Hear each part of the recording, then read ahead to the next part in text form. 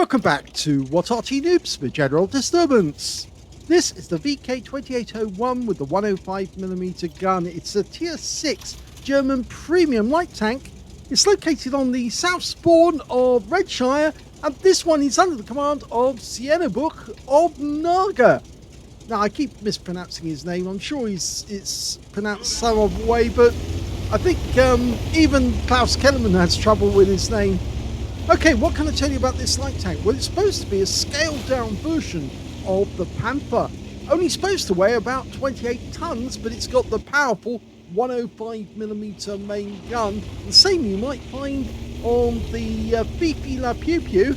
Yes, the dreaded Leffy. But it's not the artillery version. This is the tank version of the 105, which is more akin to what you would find on a Hetzer. Although that was a pack gun, I seem to recall. Okay, he's knocking the trees down to provide cover, but he was spotted. Fires one back in that general direction. I think it may have been that super chappy that saw him. Okay, so it's a 105mm main gun. It's capable of doing 410 alpha, 53mm pen with standard ammo, and it's got a fairly slow shell velocity as well. It'll only do 470 meters per second, but it does have a blast radius of 1.91. That's basically the same as the Fifi. With the heat rounds, it's actually capable of going through, well, if I can get this to come up, it will actually go through 104 millimeters of armor, but again, it's got a slow shell velocity of 376. So you've got to take that into account when you shoot at the target. It's going to take a little while for the shell to get there. Okay, he's positioning his tank, so he's actually turned the other way around. This tank does have 10 degrees of gun depression, so by turning himself around, he makes it easier for him to get away if he needs to in a hurry. Okay, Scorpion. No, he wasn't fully dialed in there. That Scorpion's already badly damaged, and it's got a hole through the front of his vehicle. And he's only got a couple of hundred hit points left. Now he's got even less. Okay, so he's positioning himself well. He's spotting for his team at the moment. Oh, and there's the Scorpion again, and he goes down without a shot. Now, the standard reload for this tank is 8.63 seconds. Oh, that guy just had a nasty collision with the Super Chaffee. The standard reload, as I said, 8.63. He's got 7.28, so he's actually reduced it by about a second and a bit. Okay, he does have a shot. Oh, lots of tanks dying, and he is picking up the spotting assist off this. 1,370 so far. Barras. Good shot. He got the rear of the vehicle for 491, which is the high roll, and he's also got some spotting on the Barras after he got hit. Now, this tank actually was designed, or they started work on the project in June of 1943, and it was Heinz Guderian, the general, who actually wanted them to produce this vehicle as a kind of, as I said, scaled down Panther. Less metal, more easy to build, but more rugged than the Panther. Now, he did get spotted there, so that's why he's pulled away, because he doesn't want to get hit by the Kalana. And that Kalana's been hit by several tanks, and he's almost out of hit points. Looks like he is taking a lot of battering, that Kalana. Where is he? We can't see him at the moment. We've knocked the first tree down. He aims at the ground, knocks the second tree down. So yes, he uses the explosive way of knocking trees out the way. And it looks like that Kalana's given up that position. It's just too dangerous to him. Oh, there's our opposite number, the VK. And he gets a hit! It's a low roll for 370, but he did get a hit. Now, they actually cancelled the project in October 1943, only a few months after they actually came up with it. But the reason being that it would have actually taken many months for them to actually produce the tank. And he tried a leading shot there, didn't get it. It would have been April 1945 before they actually saw these starting to run off the production line. And by then, the Entwicklung tanks had been designed and proposed, and they were going to build those instead. Okay, P-43 Biz. Now, we're bushed at the moment, so we should be able to shoot without getting spotted. They lost that Kilana, so we've got no worry from them. Oh, we've got a perfect shot there. And I think that hit the tracks, actually. Funnily enough, I funnily get the feeling that that actually did hit the tracks. But he has got a patrol duty, according to this. And that P-43 is looking in this direction. He obviously didn't like that hit. We tried a different one. We've done it again. We've hit the tracks again, haven't we? That said critical hit. Come on, do it well this time. That's better. That one connected, but it was a low roll for 395. Oh! Now that was the enemy Arty. We just got clobbered by an SU-100 with a 122mm main gun. He's turned his turret around the right way, and he's actually getting away. You can see where the shell went in, actually just at the base of the turret. But yes, we lost a lot of hit points from that shot. We've lost half our hit points. Not good. P-43 Biz, can we get the kill? That's better. And funnily enough, that's our first kill of the game. Okay, there's only 5 enemies left. He tried to lob a shell in there. The SU-100's just died. It was a Barask who got him. Okay, so we're now going up to see if we can spot this Juno, the one that was here earlier. And I think he's occupied. Yeah, he's looking elsewhere, and he's out the game. So there's only 3 enemies left now. They've got their Arty. Oh, he just died. And now they're just down to the VK2801-105 on the enemy team, our opposite number. We saw him retreating earlier in the game. And yep, he's been found, and he's out the game, and we don't get a chance to kill him.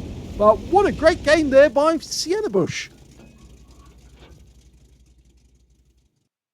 Well, the reason that he fired off his gun right at the end of the game was more in celebration, because he knew that he'd actually got his 3rd mark of excellence in that game. He did enough damage to get it and enough spotting.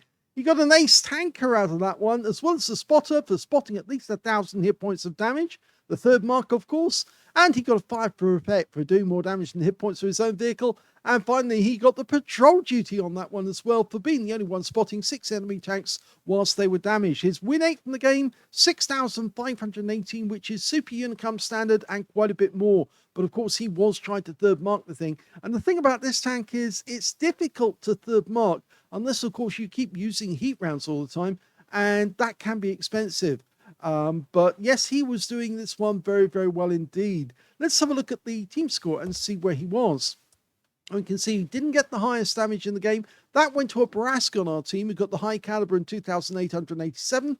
Second highest damage was the Govica, who managed a Confederate and 2,633 hit points. And the 3rd highest damage was a Cromwell B, who picked up a Confederate and 1,805. As we saw, we got CIENOBUCH getting a patrol duty in this one. Sorry, I've got the hiccups at the moment. That's why I keep cutting out. 1,732 hit points of damage in 4th place. When it came to kills, though, you can see it was actually in joint 3rd, because the top scorer was the Barask with 4 kills. 3 kills went to the Skoda T25, and 2 kills went to CIENOBUCH and also the Juno on the enemy team. And when it came to base XP, because he did so much spotting, he got 1,313 spotting base experience points. The only player to get over 1,000 base in the game. 929 going to the Barask and 825 going to the Cromwell B on his team. So a very, very good game for CIENOBUCH in this one. 13 shots fired. That's all he did. Most of it was spotting assists that he was actually collecting. 8 direct hits on the enemy, 5 penetrating shots, 1,732 hit points of damage, of which 962 were at more than 300 meters. He did receive 1 hit. It was a penetrating shot, and of course it was a 122mm round from an SU-100. So he was very lucky that he only lost that much in the way of hit points. 4 enemy vehicles spotted, 4 enemy vehicles damaged, 2 destroyed, and he got 4,222 hit points of spotting assist, and that's where the 3rd mark and the ace tanker comes in. On a premium count, he actually made 8,855 credits loss, and that's down to the fact that he was firing heat rounds in this game, and also 2,560 experience points altogether. Now, the thing I liked about this tank, when it was in the game, it was a tech tree tank. And I remember it fondly because just about everybody who went up the tech tree went to get the VK2801-105 because they could use it in clan wars and team battles, mainly due to the fact that it was as fast as, or not quite as fast, close to the speed of Cromwell. It could literally come up behind enemy tanks and derp them in the rear with a 105mm round and do tremendous damage. Wargaming took the tank out of the tech tree. They effectively banned the 105mm gun, so all you could buy was the VK2801 with the standard gun, the 75mm. You couldn't get the 105. And that was a very sad day when they took that away. I felt that, Wargaming owed everybody they took the tank away from a free tank or something of that nature. But of course, it was just down to the fact they took away the guns. So they took away a tank. They didn't take away the tank altogether. They just took away the capability of arming it with the 105mm. But they heard from the public and they actually realized that the VK2801 with the 105 was actually incredibly popular. And that's why they realized they could put the thing back in as a premium tank. And of course, then they could sell it to you. So they were getting some money out of it. I do wonder sometimes if they did that on purpose. They actually took out a tank that was on the tech tree and then put it back in as a premium, so you'd have to buy it if you wanted it.